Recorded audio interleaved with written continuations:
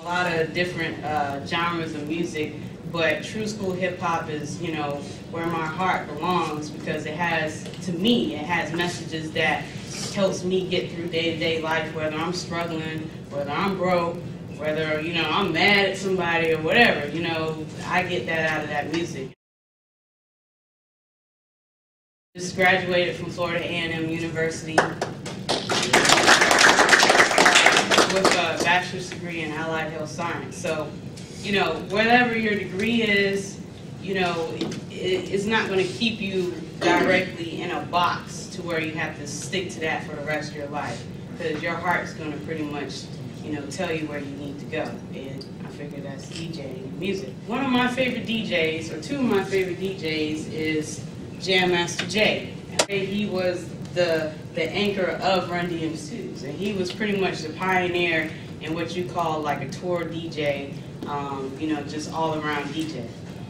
So I always paid attention to him, you know what I'm saying, because not only did he do that, he scratched and he rocked the mic. And rocking the mic is pretty much when you get on the microphone and you help introduce, you know, whoever you're performing with. So Jam Master Jay is a pioneer in that. Another one of my favorite DJs is DJ Shorty. DJ Shorty is from Atlanta, Georgia. So, of course, Georgia's in my heart, too. She actually started as a drummer. You know, having a sense of rhythm definitely helps you as a DJ, because you can pick apart different parts of a song and be able to manipulate that with two turntables. DJ Shorty produces as well. She does drum and bass, hip hop. I mean, she does everything. She's probably the most well-rounded DJs that I know. So for her to hold it down and be a female as well, like, I give, you know, utmost props to her. All right, so we'll get down to the mechanics of DJing. Like we said, we'll just talk about different parts of, you know, what it is. So, of course, this is called a slip mat. The reason they call it a slip mat is because when you put a record on, get you one of these, I don't know if y'all know about the Juice Crew, this is original. You hold it down, and while it's holding, the platter is still spinning. So that's why they call it a slip mat, because the record slips on the mat. Of course, different pieces of the turntable, and I guess when, you know, class is over, y'all can come up and look at it. It's kind of hard to see from here. But you have this piece here called the tone arm. Techniques are real famous for the S tone arm. You have the weight in the back, anti-skip tone knob. And with techniques, you're able to adjust your turntable to specifically where you like it. And there's this dial here that you can raise the tone arm up or down depending on how much you want the needle to stick in the groove. And speaking of needle, pass this around. This is what you call, you know, just a cartridge. You plug it in, the needle sticks out, plays on the record. There's also some cords in the back that send signals to the tone arm, to the turntable, back into the mixer, and through your speakers to get sound. So this is old school. This is like the beginning of hip hop. This is like circa 1987. I was a year old. I was in diapers in Korea. It's 8 years after That Was the Light came out. So evolution is happening. So anyway, talking about the mechanics, like I said about rhythm and being a drummer, you have to catch the beat. So if you rock your head and you want to mix maybe the same record with something else, you know, you catch it. 1, 2, 3, 4. So on a snare, it's all counting. So this is where you get scratches from, right? So you have this thing in the middle of the mixer called a crossfader, and what it does, it fades and it crosses out from one channel to the next. Can I ask real quick, who invented that? Grandmaster Flash. I call it a snare, or what they call, kick. So if I get that and bring it over, you can't hear it, but it's still playing. So if I move it over to the side, you get sound. It's different scratches. Now, Grandmaster Theodore was the one who created the scratch. Wizard. Grand Wizard. Yeah. Grand Wizard. Right. You know what I'm saying? I got to study on my stuff too. So he was talking about a story in the movie, the DVD scratch. how his mom was like, turn the music down, and while she's yelling at him, he's just holding the record, bringing it back and forth, and looked down and was like, man, it's a cool sound. So from there, you have people like Qbert, DJ Qbert, Shorty, you know what I'm saying, Mixmaster Mike, who are doing like crazy moves, crabs, which is like a move where you take the fader and you take all fingers across and get a particular sound. You know, right now, I can get a couple with 2 fingers. I'm working on all 4. So you can just get a feel for, you know, where it went from with just, you can hear old hip hop songs and this is all they was doing. They thought it was fly.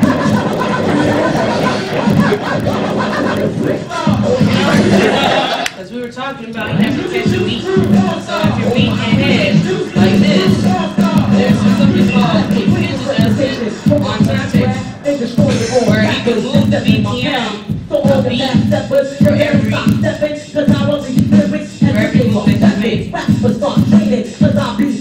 So over time, you're bobbing your head a little bit faster than what you were before. And the reason why you have pitch control, which they didn't have back in the day, was just turntable, is for you, the DJ, to take a song and mix it with something else. So I take this scratch record, you know, it's got a lot of, you know, graffiti style artwork on it. And then I would take my other turntable, put it on, listen to it in my headphones, and then match the BPMs up. So, also, there's these 2 buttons on the side, 33. 33 is just talking about the speed or the revolutions will turn in 1 minute or so. So this is what you will call a 12-inch, because if you were measured across, it's 12 inches. But then you also have 45s, and if y'all seen like the small records that your grandma has in like her drawer or whatnot next to the 8-tracks, you know, that's 45. So you will put the 45 down with your 45 adjuster and then press 45 and it will spin faster because of the fact that it's taking a lot less time for it to play at normal speed. A lot of people don't realize sometimes you'll get like the album that has all 12, 13 songs on there and it's really compressed. As you can see, I don't know if y'all can check that out, but you can see there's a clear difference between where the music is and where it's not, right? But what will happen is you'll have a section where it's 1 song and a break that looks like this, another section, and so forth. But as you put it on a record and you're trying to record something, maybe you're trying to record a mix or whatnot, it doesn't come out as clear as it would if you were to just have 1 single. This is just 1 song.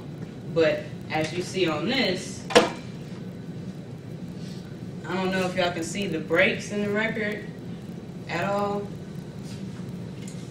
But that's like differentiating between, you know, a single 12-inch and something that has multiple tracks. And it was like, yo, son, you gotta come in and do something. I was like, well, you know, I'll do what I can. You know, you have to catch me at my next gig. But I'll give y'all just a little bit.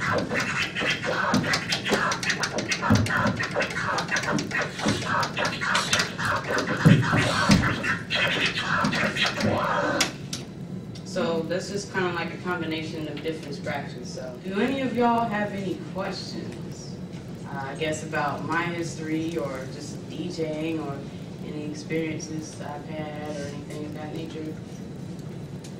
What's your favorite aspect of being a DJ? My favorite aspect of being a DJ is the ability to control a crowd. And, you know, I'm not a control freak, but, you know, it's interesting to see how what you're feeling as a DJ at that moment, if you put an angry song on and you continue to play angry songs, somebody's going to get angry and they're going to start fighting. Not saying that that's what I do, but I have, you know, the opposite way. Like, if I'm feeling good and I have a track that I know is going to have other people feel good, regardless of how their week was, I'll play the song, groove it up, cue it up, play it, and see how people react to it.